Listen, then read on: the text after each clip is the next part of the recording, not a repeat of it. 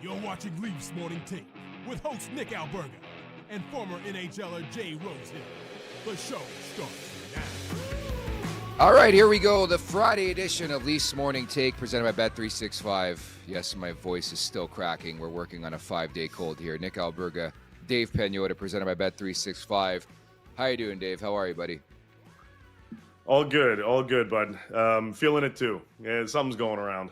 Are you? Because sure. we were in the same area last weekend in Montreal, and all three of us who were together are all sick. So that explains a lot. That makes sense. That's usually how things go. You know who's not sick? And I know we're talking Leafs, but the Canadians just made it official.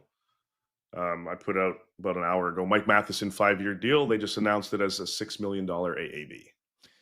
Well, good for them. He sucks. So that's good for Montreal. They're going to lose every game moving forward. No, I mean, that's good value. And it's interesting, too, because you look at what the Maple Leafs are going to do, not only now between now and the deadline, but in the offseason. I think it's such a weird time in the NHL world because the cap went up where ultimately I think the players have all the leverage. If you want to stay wherever you are staying because everybody has money. And I think it'll make a very interesting market, not only for the deadline perspective, but the offseason. I think ultimately it comes down to fit. Do you like where you are?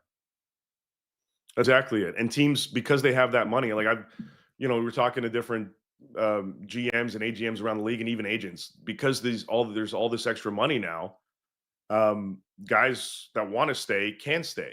And because the teams can afford them. This is going to make July 1 not great from an entertainment perspective. This is eventually going to start to force teams to make trades. And if you want to improve your team, you're going to have to be creative and you're going to have to start making moves on the trade wire. And that's exciting for us, for everybody. So let's see kind of, how this goes, because teams are going to have to readjust. Managers are going to have to readjust their approach and how they're going to improve their club. You can't strictly rely on July 1 and free agency anymore. You've got to look to get creative. And the only way to do it is to make, if you're looking for impact, is making trades. So in season, as we've seen, it's difficult to do. But off season, it opens things up. In retrospect, the Marner thing happened at the worst time. And I know, and I speak for a lot of the people who watch our show, like I'm happy he's not a Maple Leaf, but what I'm saying is that there's nobody to fill that money because everybody's re-signing with their teams. Whereas if the Marner thing came down a couple of years ago, there would ultimately be players squeezed out from different organizations. We're not seeing that anymore. Like I think this is so fascinating from the Maple Leafs perspective, what this roster looks like in the next 8 to 12 months because of the availability or lack thereof of players, right? I just think the timing has not been very great for a team like the Maple Leafs. No, it wasn't. And it pushes, the Oilers are in a similar position too. Like two teams expected to do a hell of a lot better. And with what? You don't have the cap space. And then you're limited also on assets that you can trade. So we'll see kind of what happens, like how things get adjusted. And there are going to be a few players. Like there's still no traction in Buffalo with Alex Tuck. Artemi Panarin, the Rangers still figuring out what the hell they want to do. So, Nick Schmaltz in Utah, they weren't close in the summer. They weren't close to the start of the season. So maybe those kinds of players become available. And you can at least try to pluck those. But then at that point, you're dealing with 15 other teams that want the same player. So the bidding war is going to be interesting. And then it's going to come down to, obviously, the player's choice. But what's the added incentive to go to certain teams? And winning is a big part of that. So, yeah, that hurt. Like if I'm Toronto and Alex Tuck is available in July, that's the guy I'm going after. But there's going to be a shit ton of other teams that are going to want to do that too.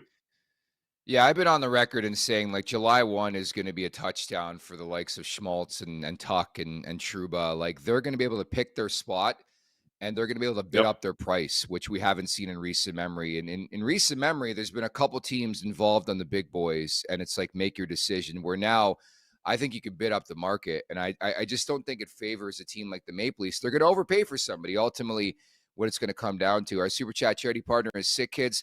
Want to make sure that your question or comment gets on the show, hit us up with a Super Chat. Proceeds from our Super Chat will go to Sick Kids, ranked the #1 research-intensive children's hospital in Canada and third in the world. So we've been talking behind the scenes. You you sent Zach Phillips to a different planet the last couple days with your Boone Jenner conversation. But like, what is the latest on the Maple Leafs front? Obviously, it's been a very turbulent start. Urgency, the matter right now. They got to win in Columbus. So what? They got this back-to-back this weekend with Washington and Pittsburgh. Anything cooking on the trade front in Toronto? Well, first of all, my text exchanges with Zach have been fantastic lately. I said specifically, you can clip it, for example. So it's not like that's the player. Yeah, there was interest in Boone Jenner last season from Toronto. He's a player that they would have interest in if they move it. We talked to Don Waddell on the DFO Insider Edition this week. He's the Columbus GM, and he said that they're going to talk in February about an extension. That's the plan. Wait till the Olympic break and then decide what to do. And it'll also be determined on where they are in the things at that point. But that's the caliber of player that the Leafs would like to add. They want somebody who is not afraid to go into the corners. All the stuff we've talked about, the intangible pieces, the physicality, that's what Toronto wants. And there's finish. So within the top six, that's what they're looking at. And he's got a sweetheart of a cap hit. But, Zach's point yesterday as well, when he went off on a bit of a tangent, was it's not just one hole that needs to be filled. There's a few. So if you're making that move, okay, but you want to have that piece in place well beyond this season, if they can even get out of this hole right now, which I still think there's a lot of runway, but they're going to have to play 600 hockey here for the rest of the season. So they are looking around is the other short answer to your original question. They're continuing to look around, but it's hard when there's few sellers, a lot of buyers, and a lot of teams lodged in the middle. They're like, we don't know what the hell we want to do yet. Like even Calgary, who should sell and should go through that process, is still a couple of weeks away from really just accepting the fact that they're going to be a bottom team this year. So you can't even try to pry some of those pieces. And it's not just Leafs, this is other teams too. There's not much, unless you're overpaying right now. It's going to be tough to make significant moves. Plus, the guys that you do have available, Max Domi has a couple years left. He's not lighting it up. Brandon Carlo is coming back, and he's had an interesting season so far. And I don't think his value is what it's been, or what it could have been in the summer, for example. And then you look at other pieces. Like, are you going to flip Michelli? Well, you could, but he hasn't been the 50, 60-point pace player you thought you were getting. Dakota Joshua has been not nearly the player they thought, but you said yesterday that, and he has been, he's been dealing with something for the last little while here.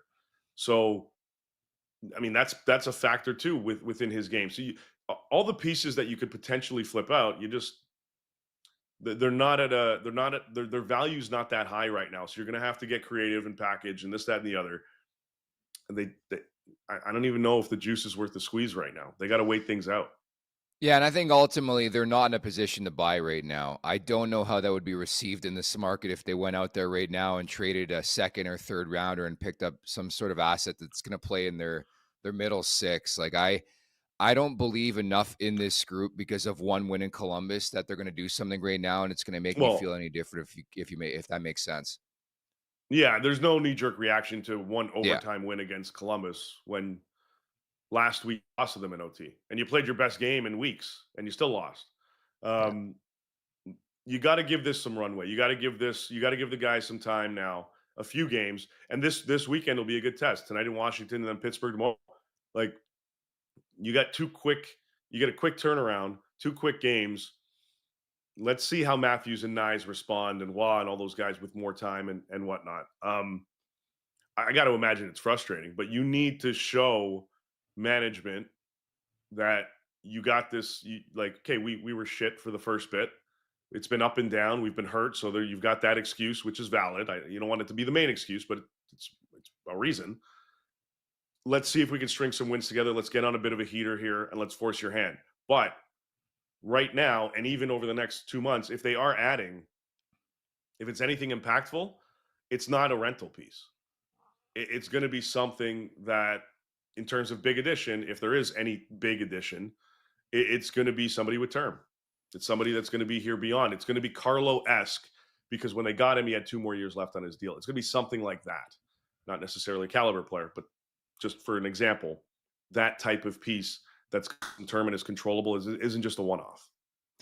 It's almost like they have to make a decision long term if Brad Treliving is going to be the guy to guide this organization. Like, my one fear is that the GM is going to take over here and be like, I got to save my job. I got to do this. I got to do that. Like, to be quite frank, it's not like he is being a GM for 4 years down the road from now. He's trying to salvage this disastrous start. He's trying to salvage, the Marner thing going south, the guys he brought in favor of Mitch Marner. And that's my one concern, and it happens a lot in pro sports. It's like, okay, what's the reaction going to be? I will say there's always been a level of patience to Tree. I don't expect him to go out there right now and grab somebody. Ultimately, the one thing I do look at is the coach. I mean, do you hear anything behind the scenes in terms of a coaching change brewing? Is Pete DeBoer an option? Laviolette, are they status quo with the coach? No, they are. Like, and this is what I appreciated from Tree's comments a couple of weeks ago when he spoke with the media in his quarter presser. All the guys that he added, he said, all the new guys have to be better. We've told them they have to be better. This is a roster construction issue. This isn't coaching. And, is he, Scotty Bowman and Toe Blake back in the day? Probably not. But this isn't a matter of him, not being able to motivate his group. This is a matter of the guys on the ice just not being good enough. And you can sit guys and hope they get the message. Domi's sitting tonight. Correct me if I'm wrong. That's how you send a message right now in under these circumstances from the coach side, structurally and stylistically and everything. That message has been understood. It's not being executed. It's not being executed because the guys can't execute it because they're not good enough to do it. Somehow they were good enough last year. All of a sudden they're not doing it this year. And then you've got other pieces, like those new pieces, that just aren't clicking from a full buy-in to the style and structure that's there. Yeah, you have to adjust. That's part of your job as a coach, to make those adjustments. But if these guys aren't capable of making those adjustments, well, peace out, dude. You're not going to be here long.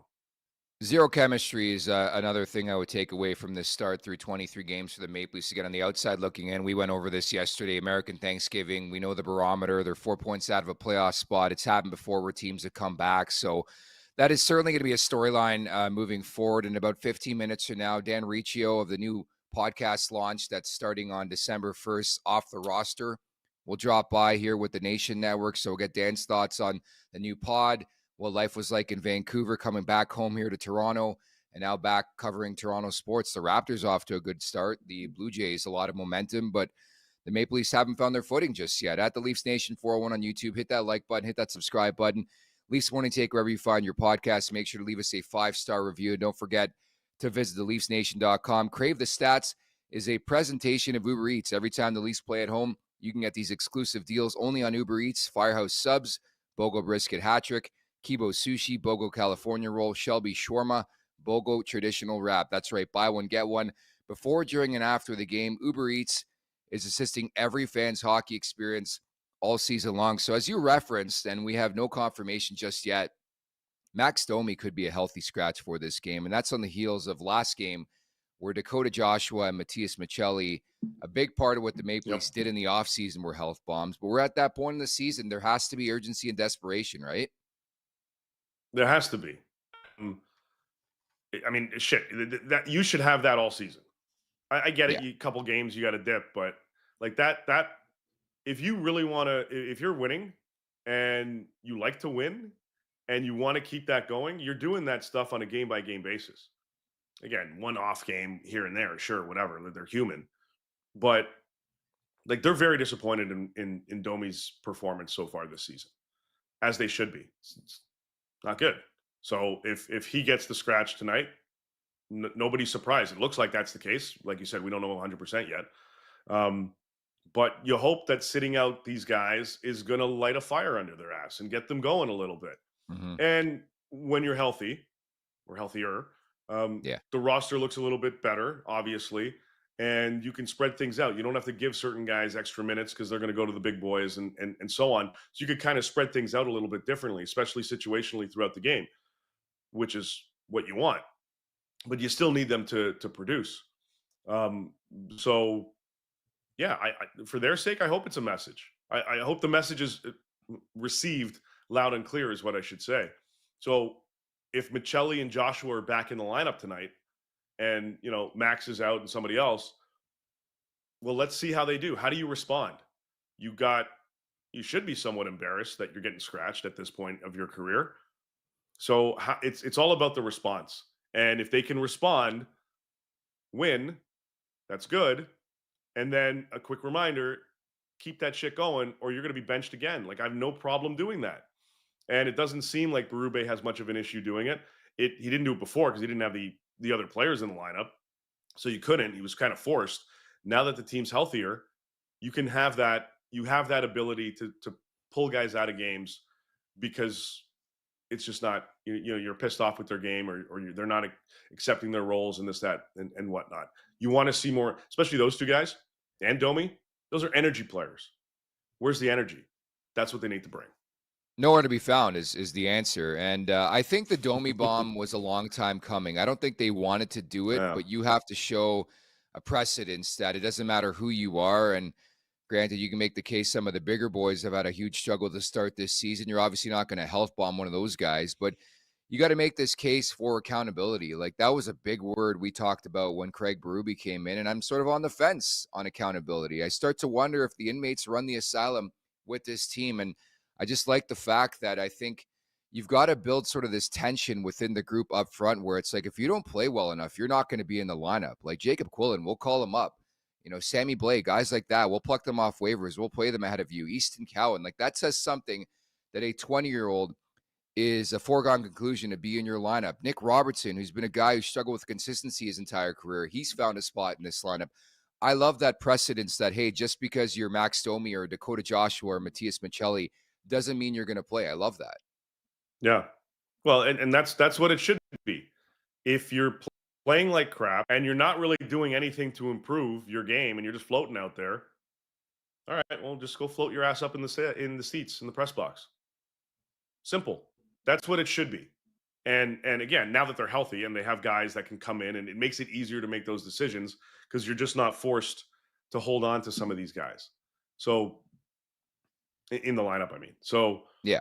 Like, again, let's see the response. I want to see the response from, assuming they're back in the lineup, whoever gets scratched. I want to see how they respond to this. Can they step up? Can they elevate their game? And then it's cute to do it one game. Let's see if you can keep that consistency going like you're supposed to be doing. And that's why we brought you in. Yeah, that's a big thing for me, is stringing a bunch of games together. Again, I wasn't going to start the parade after one win in Columbus where they were without Marchenko and Olivier. Like, they just scratched and clawed and almost lost that game. And Joseph Woll, a big reason why the Leafs won that game in OT. Willie Nylander, the pretty nifty OT winner. At the Leafs Nation 401, hit that like button, hit that subscribe button. We're about 10 minutes away here from Dan Riccio stopping by Leafs Morning Take. You got your support Spro? of Sick Kids. Yeah, we are Spro guy, Spro King coming on into the podcast. We got a super chat here. Dave Vickus, Patronus 93 writes in, one of the most important things for the Leafs is to win more games in regulation time versus the East. Giving away 1 point could mean missing playoffs. That's been a huge theme early on, I think, in general, Dave, in the Eastern Conference. How many 3-point games we've seen? Like, we were talking about this yesterday because the U.S. Thanksgiving barometer, that if you fall behind 7, 8, 9 points, you're in deep trouble come like the month of January, just because it seems like every night these teams are playing each other and both teams are picking up points, right? Yeah, and obviously the tie, like the Habs right now are tied with Pittsburgh. I think it's Pittsburgh for the last wild card spot, both at 27 points. But all of Pittsburgh's wins have come in regulation. So regulation wins, that's the first little nick there. I think 7 of 9 or something along those. I don't remember. Whatever. 7 wins in regulation for the Habs, and they got whatever else in OT and shootout. But yeah, I mean, you got to pull out the points. Obviously, that's the number one thing in regulation. Like, the OT games are cute, and it builds a little bit of, you start to build a little bit of confidence after going through that rough patch. Okay, we got to win. Let's pull this off. Let's go into Washington. Let's go into DC, and let's steal 2. Let's pull this off in 60 and get us going here. And then you got Pittsburgh, who you're effectively chasing as well, the next day. So you got to rifle off your 4 quick points and do it within 60 in each game, because some of those teams are those are the ones you may end up chasing. The way things are going, wild card race, that may be it. You take away the 2 COVID seasons, I think dating back to the lockout from 20 years ago, it's like 67% of teams that are in a playoff spot by this point make it. So there's still, there's still a path to making the postseason here. This isn't set in stone that, it's doom and gloom and the season's over. Like you said, 4 points out. Eventually, teams are going to start to widen that gap. From Toronto's side of things, huge opportunity here to pull off 4 points. And if you could squeeze that out in regulation, even better, because these teams could bite you, but in the butt later on. This is a big test tonight, and a funky 5 Eastern start time, by the way, for this one in D.C., the U.S. Capitol against the Capitals. They're starting to play some better hockey. Very turbulent start for that team after the impressive year for Spencer Carberry, the former assistant here in Toronto. But they won 5 of the last 6. They play heavy. They play strong. They got Ovi. The goaltending, Logan Ovi's Thompson's rolling. one of the better goaltenders in the league. Like, there's a lot of reasons why this is going to be a difficult game for the Maple Leafs, but they got to scratch and claw and try to find a way to at least pick up a point. But I think a lot of people wondering what they do with their crease. I wouldn't overthink this. I think what's out there right now, I believe Dregs put this out over on First Up this morning, that it's likely that it's going to be Wool tonight, Hildaby tomorrow on the back-to-back in Pittsburgh. That's the way I would play it. If you're big brain in the operation, You're like, hey, we're going to play Wool in Pittsburgh. Like you've got another thing coming. Every opponent's difficult in this league. And he's been great. He's been their best player the last few games. He was the best player against the Habs, and and the whole team sucked. They're bad. And he was their best player the other night. So, you roll him, you keep it going, you bring him into DC, you throw him in the crease, and you need the rest of your group to respond. But I agree with you. I'm totally fine with that. You keep Wall in this one, Hildaby in the next, and then go from there. There's a couple more road games before they come home next Saturday. What's your thought on like the whole waiver process in the NHL? Like this happens way too frequently. So Sammy Blais goes on waivers, and who claims him? The Montreal Canadiens, and they're the only team to put in a claim. So I believe he can go down to the American Hockey League free of charge. But there's a pathway where December 6th, the Montreal Canadiens visit Scotiabank Arena, and there better not be a video tribute. But Sammy Blais could play in that game. We could see a video tribute for Sammy Blais. Like it's just so wild how frequently this happens in the NHL world, Dave. Yeah, I mean, look, these teams that are sending some of these guys down, they don't want to in the first place. They're just handcuffed because of roster size or cap situation or whatever. So, they don't want to lose him. If there's an opportunity to bring him back in the organization, it's a, tough couple of months where you're living out of a suitcase basically, but then you get to go home sort of. And he just signed there in the summer. Like he was an agent signing for the Habs. So he's been all over the place since July. Yeah. But you don't want to lose the player. You think he's of value in some capacity, whether it's in, the A or whether it's up with the big club. You need that physical presence. But, hopefully he finds it, because he hasn't shown it. And he didn't show it the last few games in Toronto, especially against the Habs on that Saturday. That was another guy I was looking for. Like, give me something. There was nothing. So maybe he finds that again in Laval in the AHL if he gets sent there. Yeah, I mean, he's a guy who's like a borderline NHLer. I think this is it for his career. I honestly didn't hate Sammy Blais. He's just a guy, like, I'm not going to fight to keep on my roster. Like, I think he's a waiver guy, and that's exactly what's going to happen. You run the risk when you put a guy like that on waivers that somebody's going to pick him up. I just thought it was interesting it was Montreal again. Like, you put him on waivers, now you want him back, and I know injuries have been a concern there, but just the whole process is really weird. Like, even Caden Primo got reclaimed by Carolina. It's like, might as well keep a home there and a home here, right? Yeah, I mean, look, again, they don't want to lose these guys in the first place. There's a reason they brought them in. So if they can get them back, great. Plus, from a Habs perspective, it's you take a potential piece out of a divisional rival. Sure. That's what Toronto did. It was like the quasi benefit to doing it. So, why not? All is fair in the waiver love. Yeah. Yeah, because Leafs fans are losing sleep over Sammy fucking Blais. Give me a break. Michael writes in support of Sick Kids. If the CEO needs changes, should be hired a new GM first and allow their new GM to decide the coaching and rosters as a proper management approach. We need to do grammatical restructuring of super chats. But I think what Michael's getting at is like the new CEO. Like, is there ever going to be a head on top of Tree per se, like there was with Shanny? No, not anytime soon. It's same with the Raps. Like, look at that, with the Raps, and they're doing well. But no, this is how it is for the foreseeable future. And Tree sticks around later, then that means they're doing something right, or he's doing something right, and the team's doing well. Yeah. But this is the structure that they brought in. This is what they wanted. This is what Keith Pelly wanted, and that's what we're going to stick to for a while. You know what? I don't want to stick to this power play.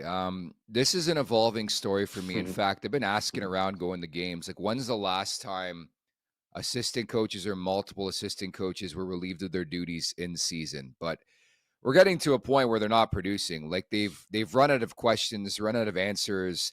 I guess Austin Matthews is running the point now on the power play. That's the next look we're getting tonight. But you're going to get the same old bullshit we saw the other night in Columbus, where I don't know what the fuck Nylander was doing. I know he scores the winner. I don't want to rag on him too much. People thought we were too hard on him yesterday, but just like gave up on the play, a 3-on-1 the other way, and Joseph Wall was massive. But you're going to get a 5-forward set on the power play, I guess, tonight in Washington with Matthews running things. Dude, they're 1 for the last 14, 9 for 60. Like, what was it a couple years ago? I think during the pandemic, the Maple Leafs had a power play, scored like every damn time they had the puck, at least in the regular season. We all know the playoffs a different story with this power play, but dude, this power play is sucking the life out of this hockey club right now. Well, it was the same thing last year in the first half of the season. The power play was garbage. Yeah. And then somehow, like snap of a finger, it got going. I don't get that sense though this time. I don't get the sense they're just going to figure it out. No, I don't either. Like, not anytime soon. And this whole cycle shit back and forth, trying to make perfect play, just put the puck on net. The problem is they don't have anybody that's going to be greasy enough to stay in front of that crease. Like, they're supposed to, but they don't have it. So, like, Nyes should probably be there because he's your only guy capable of doing it. Joshua, you're not throwing on the first power play unit. So you don't have that mucker in that crease that's going to create a little bit of havoc and whatnot. Like, it's one thing to screen a guy. It's another to be a little dipshit around the goalies and throw them off their game. I don't know. I don't have an answer for it right now because they also, I mean, this is part of the reason they want and have been looking at a puck mover and somebody that can not just be mobile, but also, kind of assist in the extra man. They just don't have that right now. Don't want to bring it up, but Mitch used to run the point on the power play before. Now they're trying. They were shit with Marner too. Okay, they were shit with that guy on the power play. They were, too. But then they got things going. But they have to figure out a way. I mean, I don't know. Honestly, I don't know what the answer is. Then just changing the entire structure and format of whatever the hell your plan of attack is 5-on-4, because this is nothing.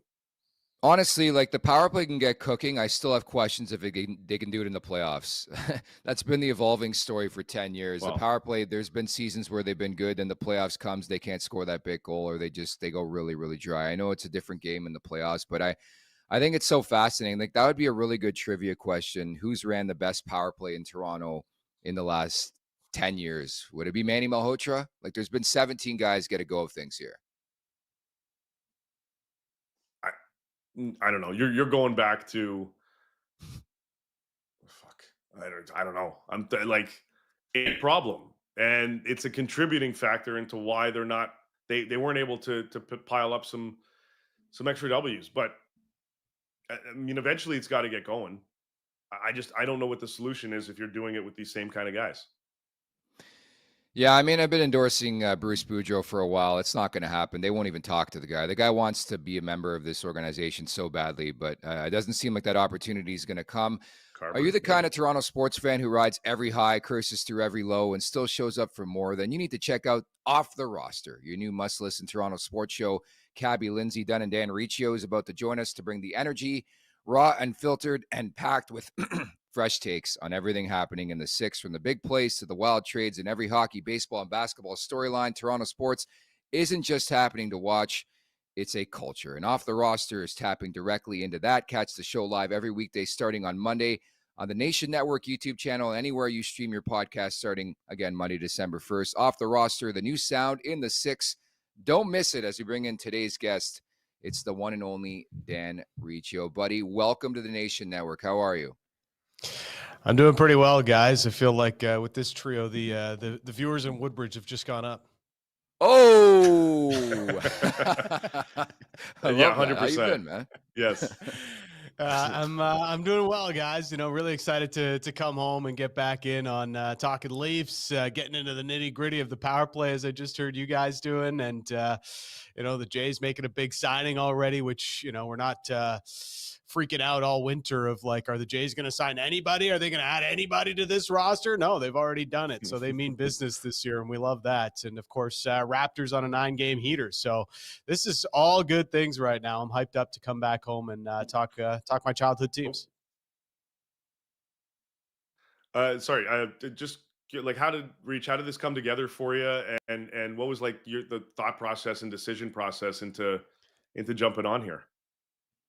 Yeah, it was tough to leave Vancouver at first, but I had been wanting to get back home and get back closer to family over the last couple of years. And, when this opportunity came up with the Nation Network, it just felt right. I really feel like the team and what we've done already with Lindsay and Cabby and some of the rehearsals we've had this week, we're going to bring a different kind of element to the sports scene.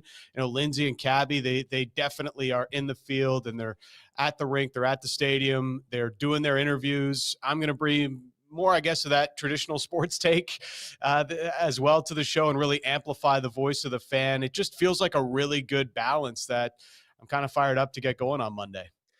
Reach, one of many great qualities that a broadcaster can have is the ability to adapt to the market. I think you did a really incredible job over almost the last decade, being in Vancouver, being a Toronto guy, going out there and nobody really batting an eye at the fact that you're a Torontonian, talking about the Vancouver Canucks. So job well done on that front. But how excited are you to be home? I know a lot of turbulence in Vancouver. It's been a crazy team to document on a daily basis, but now to be back home, covering the Maple Leafs, talking about the power play again.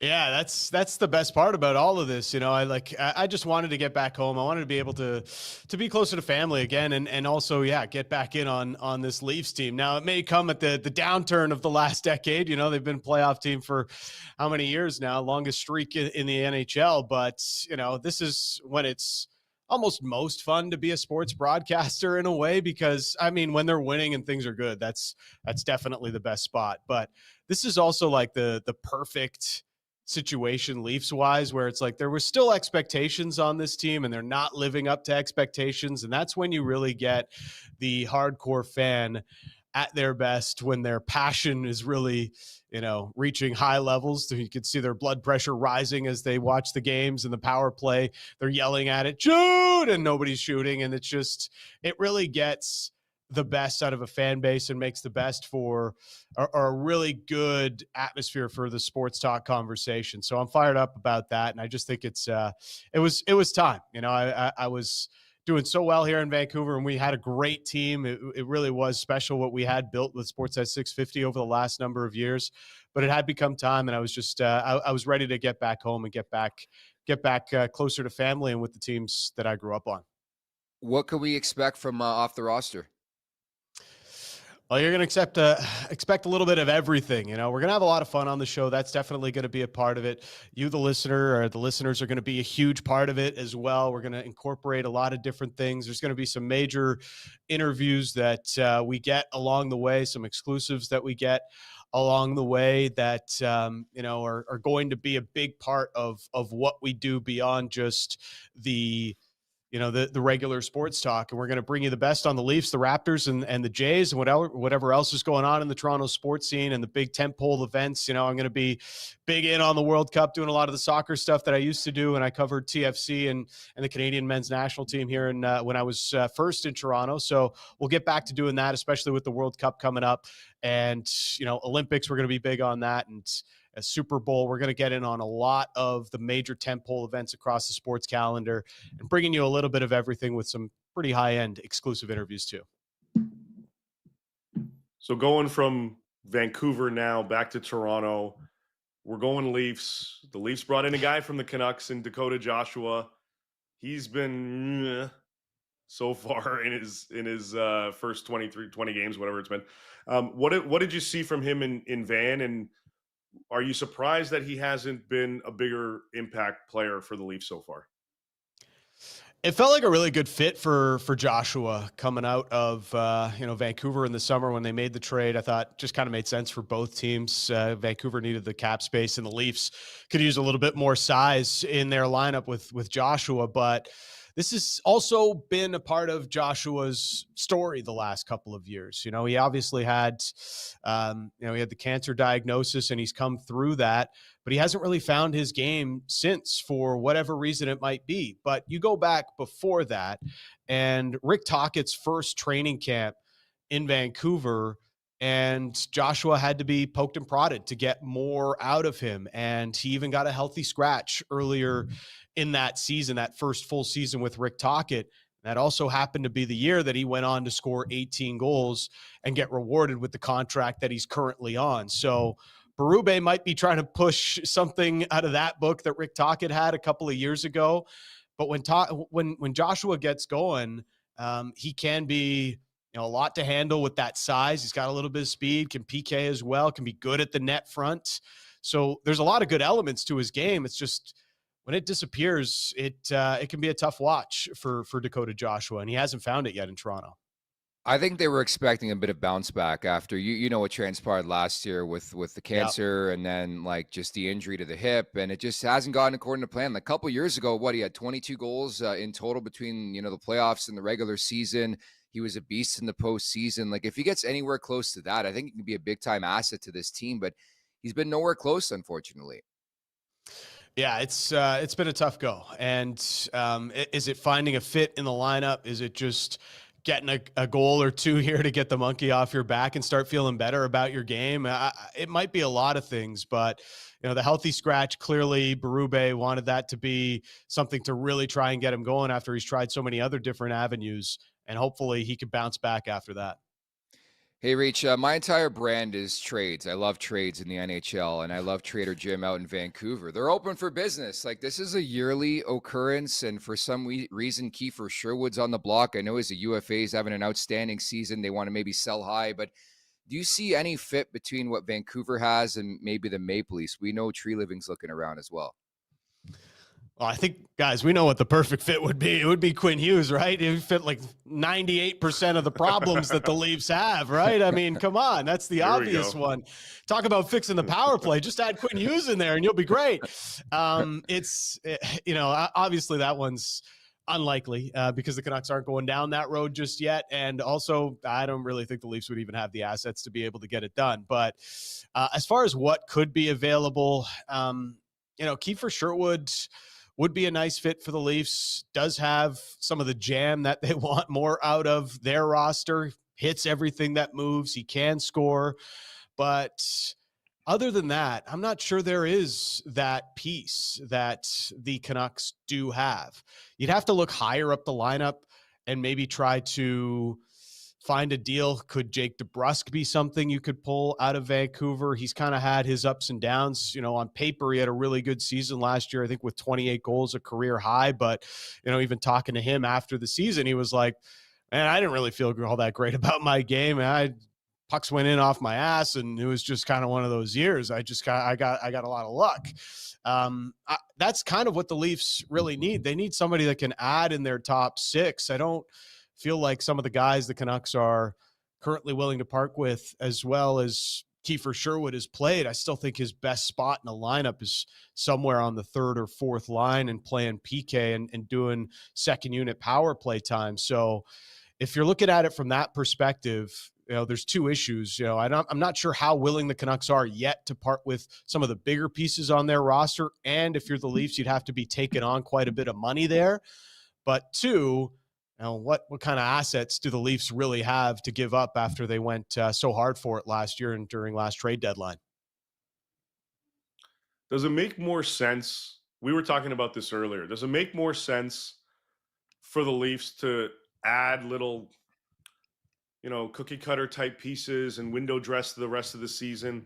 Or does it is it better for them to look after guys that have term on their on their contract moving forward? Because next season they've got just about 20 million in cap space to play with. So you have an opportunity to make something happen in the summer. But now, does a guy on an expiring deal make sense for them to pay for that price, or should they be looking at guys that have a couple more years on their deals?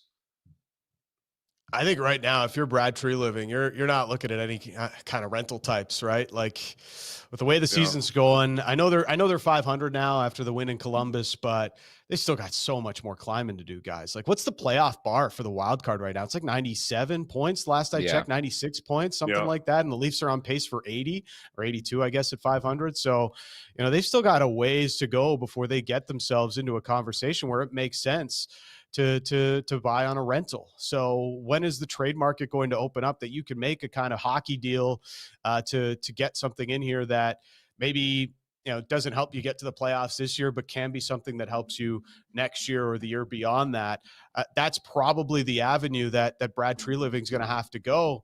And if things don't turn around quickly for the Leafs, I mean, you have to just give up on the idea of passing on more futures to put a Band-Aid on this thing and try to make a run for it this year. It's just, they've spent too much over the last number of years, and it's feeling like hey, maybe this is a slow it down year. Unfortunately, they've already had their first round pick plucked by the Boston Bruins. Kind of feels like a little, it's not quite Phil Kessel level, but it's kind of got a little bit of that Phil Kessel vibe when they gave up the eventual picks to Dougie Hamilton and Tyler Seguin. Yeah, that was fun back then. All right. Very, very important question. You're coming back. Yeah. Is the espresso machine coming with you, or do you have a new device or machine that's going to help you throughout every morning and afternoon and evening? So I actually sold the espresso machine, did a little Facebook marketplace exchange. Sold this. I said, you know what, it's had a good run. It's been there for a good 3 to 5 year stretch. And it had incredible flavors to it, as you would know, but it had a good run, was kind of bulky. Didn't know if I wanted to move it. So I moved it on Facebook Marketplace. That person, man, they don't know what they just got. They got their hands on an absolute beauty. Game used Dan Riccio Spro machine. Unbelievable. Yeah. You signed the side of it? I should have. I definitely should have. But the Macchinetto is coming with me. So we'll do the stovetop. And then I think once we're settled back in Toronto, maybe we'll do an upgrade on the Spro machine.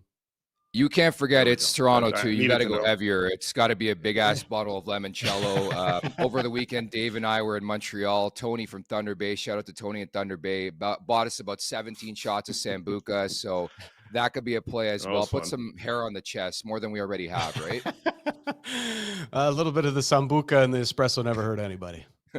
Exactly, man. Thank you so much for your time again. Welcome. Looking forward to Monday and looking forward to the new podcast/show. Fellas, you're the best. Looking forward to it. 10 a.m. Monday. We'll see you there. Sounds good. Ciao. Take care. That's Dan Riccio, folks. Check it out. The Nation Network YouTube channel, launching Monday, 10 a.m. Eastern time. It's Cabby. It's Dan. It's Lindsay. Looking forward to that. And I believe they have a couple of monster interviews lined up already. So make sure you guys tune in next week for the new Sound of the Six. I love that slogan and looking forward to just the coverage, because such an interesting time in this market. The Raptors are incredible. The Blue Jays are riding a high. They got Dylan Cease. I know you're a big Jays guy. We had Scherzer on the other day. That interview's blowing up. The only platform to get Max Scherzer, by the way. It's going viral. Great to see. But then you have the Leafs, where it's like, man, for the last decade, like it's a bittersweet feeling as somebody who covers the Leafs and loves this team. Like, and I've been saying this for the last couple of weeks. I've really taken for granted the last decade, the opportunity, the chance, where it really feels like the window's starting to close. And then we look at the other side of the equation. The Blue Jays are right there in their window, and the Raptors seem to be getting into their window. Yeah, it's funny. And then 9 in a row from them. The Jays off the World Series loss in Game 7. Then they signed Cease, and now what's happening with Bo and Tucker, and what else are they going to do? World Cup's coming to town in the summer. So there's all this, and then you got the Leafs. That's like, okay. Can you string 2 wins together? Can you give us something? to roll on, so we're not going nuts here with that. Like this city, I didn't grow up here. I'm from, I grew up in Montreal. Sorry, but all my buddies are Leaf Boo! fans. I was born there all too. my buddies are. You're from there too? Yeah. What the hell? All my buddies are Leaf fans, so I'm hearing like my boys group chat and everything's going off, and I'm like, hey guys, like just walk. Take a step back from the ledge. Just take it easy, huh? But so I understand. Plus, I'm a Dallas Cowboys fan, so I understand the similarities within the market and just the frustration tied to the team. Let's just take the fact that they're healthier again, and let's see if they can string this. I didn't anticipate the end of November to have two very important games on the season. But these next two games, tonight and tomorrow, against the Caps and Pens, are going to be important. You need to collect not 2 out of 4, not 3 out of 4. You need 4 points. So we need to see this team step up, and some of these guys to really step up. It includes the big boys. Like, yeah, Tavares has been fantastic, by the way. Willie's been great. Let's see Austin and Matthew Nyes getting going. Let's see what Cowan can do. Great snipe the other night against Columbus. Awesome. Yeah. Keep that going. Let's keep that, let's see that maintain. And if they can pull into the new week with, 6 points out of the last 6 points, that's strong. And then you got 2 more roadies. Then you come home on Saturday to play the Habs, and you better play with a different type of ferociousness against the Habs to get a little comeback and little, as you say, revenge on them next week. No. At the Leafs Nation 401, hit that like button, hit that subscribe button, and support his sick kids. Michael, thank you again for writing in another super chat to change your question around. Appreciate that. If the coach and GM both have their respective problem, should the board fire the GM first before changing the coach and allow the new GM to decide whether to keep or fire the coach? That makes more sense. What's your response to that, Dave? Yes. Yeah, the quick is yes. Quick answer is yes. You want to make sure that, you're at the top, you got to delegate. So the guy under you that's running the day-to-day is going to be your GM. He makes the coaching calls. Fair. I'm in a really tough spot with this team, man. I don't feel confident at all. And it's really weird because I've been very confident in this organization, even dating back to the series against the Capitals back in 16-17. It's been a magical run and ride, but it just really feels like they got absolutely nothing. I mean, to your point, they beat Columbus, and I get guys are back, but then I wonder how healthy Matthews is. I wonder how healthy Nyes is. Like, they are battered and bruised, not to mention Tanev's not there. Carlo's not there, even though he's struggling. It just seems like everything has gone bad and wrong for this team. Joseph Wall misses the start. He comes back. Now they can't find Stolarz. Like, there's an APB out on Stoli. He just went missing. Like, I don't know where this guy went, although I saw him at the casino event the other night, so that's good. But it's just been one thing after another with this team this year, and you start to get the impression this is just the way the season's going to go down. I'd be a lot more concerned with this team if we're talking like this at the halfway point.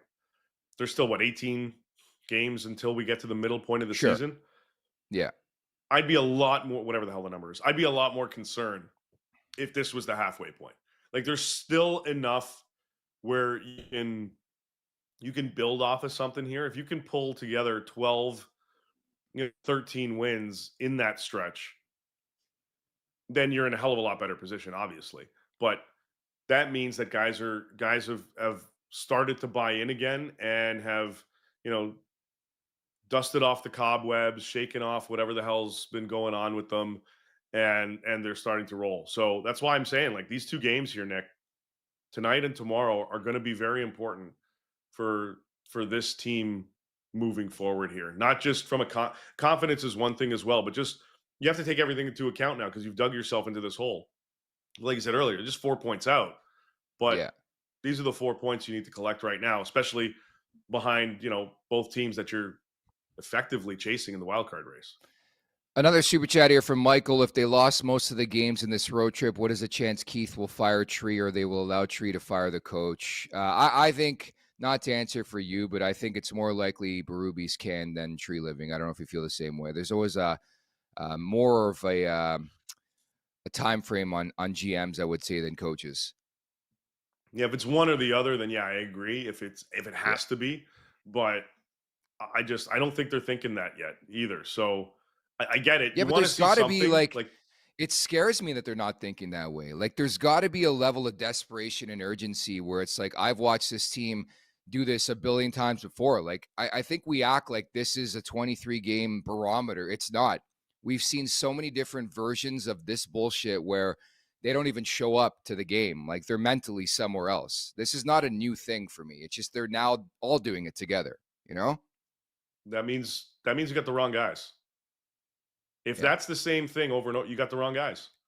So who's in charge of that? It's not the coach. It's the GM. And that's why Tree was saying, that's why I appreciated the fact that he's like, we brought in these new guys. They're not doing well. We got to get them going. We've told them this.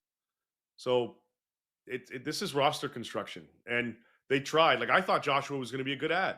I thought that was what they needed. Yeah. He hasn't done it. So like if everybody thinks this is a good ad and it turns out that it's not, is it on the coach? No. It's more on the GM, but if everybody's thinking this is a good move, yeah, I guess he's the one that makes it the final call. But now you got to fix it. So how do you fix it? That's the task that he has. A lot of questions in the chat. I don't know if they're going to take the morning skate today. It is a 5 Eastern start time. We did bring this up earlier. It seems likely at this point it's going to be Joseph Woll tonight, Dennis Hill to be tomorrow. We don't have confirmation on that. We don't know. I mean, the way the lines looked at practice yesterday, Max Domi was a placeholder for Willie Nylander, who took a maintenance day, whatever that means, after that game the other night. But he didn't play in practice. He's going to play tonight, which means Max Domi could be the health bomb in this game. We know Dakota Joshua's coming back. So a lot of moving parts, but they need to find a way. Again, the Capitals have been hot. They've won 5 of the last 6. The Maple Leafs have been dog shit on the road. They've won 2 of 8 road outings so far. So the numbers don't look good for them. But as we brought, pardon me? No practice today. No practice today at all. There's a pregame player availability, but no morning skate, excuse me. Pregame availability at around 2:45. Okay, so we'll probably find out more who starts, who's in, who's out. So looking forward to that. But it's time now for the last call, brought to you by Bet365. Whatever your bet is, it's never ordinary at Bet365. Download the app and get in on the game. Use the code NATION. That's NATION, N-A-T-I-O-N. Must be 19 or older, Ontario only. Please play responsibly. If you or someone you know has a gambling problem, visit ConnexOntario.ca. What are you going to look at? Anything betting-wise tonight? It's tough to say because every game hits the over, but if the Maple Leafs are going to start winning games, they got to play better defensively, and give me the under. Let's just play the under. If the number's at 6.5, I don't have it in front of me. If it's at 6.5, I play that. 5.5, I get a bit weary. In terms of goal scoring, maybe you look at Matthews, maybe you look at Ovechkin. Anything specific you like on this Leafs game tonight? I'm liking Dylan Strome. I'm going anytime goal from Dylan Strome. What was it? He's a week now that they have the new baby. And he's playing obviously the Leafs. Kid's from here, even though it's in Washington. But I'm going anytimer from Strome. Fair enough. We'll see what the Leafs have in the tank tonight. The back-to-back. Dave's going to be back in the mix, by the way, coming up on Monday. And the one and only, somebody close to both of us, Anadu is going to drop by on Monday from Sportsnet. Oh, wow. And I could only wonder what fucking take she's going to have on Monday about life, not just the Maple Leafs. That is something to look forward to for sure. Yes. I'm sure she'll have – that'll be an interesting one. I'm sure she'll have some interesting things to say about life and the team overall. So Anadu is coming up on Monday. We're going to have a full recap as well. By the way, Rosie's going to be back in the mix on Tuesday, just in time for the Florida game. The Leafs visiting the Florida Panthers for the first time since the Panthers effectively broke them in Game 7. So have a great weekend, everybody. Dave, great job today, bud. Thanks, dude. See you Monday. At the Leafs Nation 4-1, hit that like button, hit that subscribe button. Don't forget as well to check out After Dark with Zach Phillips directly following the game, an early start, so he can start boozing by he does 3-hour shows. So he might not even get a pre-drink in, but we're looking at an over-under of 2 hours depending on the result tonight. And there's been a lot of talk externally that Jay Rosehill, The Smelling Salts will make an appearance. Jay Rosehill could also make an appearance on After Dark tonight. So make sure you check it out right here at the Leafs Nation 401. Hit that like button, hit that subscribe button. Leafs Morning Take. Wherever you find your podcast, make sure to leave us a 5-star review. And don't forget to visit theleafsnation.com. Thanks to Dan Riccio for dropping by again. Off the Roster launches on Monday, 10 a.m. Eastern Time, the Nation Network YouTube channel. So check that out. Thank you to producer Vic. For Dave Pagnotta, I'm Nick Alberga. Have a great weekend, and we'll talk on Monday. Take care, everybody.